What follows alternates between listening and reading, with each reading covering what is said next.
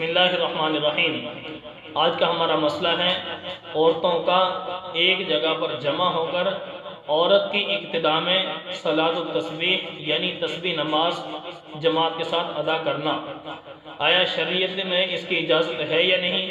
تو ذہن نشین فرما لیں، شریعت مطہرہ نے ہمیں پابند کیا ہے فرض نماز کو جماعت سے پڑھنے کا، کہ فرض نماز کی جماعت ہو سکتی ہے، جمعے کی نماز جماعت کے ساتھ ادا کی جائے گی، اسی طرح عیدین کی نماز، تراویح کی نماز، جن نمازوں کا ذکر نبی علیہ السلام سے اور صحابہ سے منقول ہے کہ بھئی ان کو جماعت کے ساتھ ادا کیا جائے گا تو اسی کی اجازت ہوگی۔ یہ تو تسبیح نماز صلاۃ التسبیح مردوں کو بھی جماعت کے ساتھ ایک جگہ پر جمع ہو کر پڑھنے کی اجازت نہیں ہے، کیونکہ ایک نفلی عبادت ہے۔ نفلی عبادت کے لیے اجتماع کرنا، ایک ساتھ اس کو جماعت کی صورت میں ادا کرنا، علماء نے اس کو مکروہ لکھا ہے۔ جب مردوں کے لیے اس کی اجازت نہیں ہے تو عورتوں کے لیے تو بطریق اولا اس کی اجازت نہیں ہوگی۔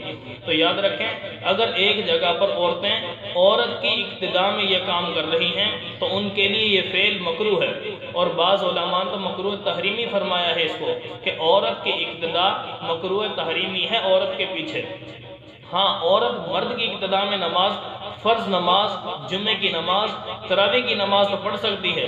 وہ مسئلہ الگ ہے کہ آیا عورتوں کا مسجدوں میں جانا جائز ہے یا نہیں، وہاں پہ مردوں کے ساتھ نماز پڑھنا، عید کی نماز، جمعے کی نماز وغیرہ، تراویح کی نماز مسجد میں باپردہ مردوں کے پیچھے پڑھنے کی اجازت ہے یا نہیں، یہ الگ مسئلہ ہے۔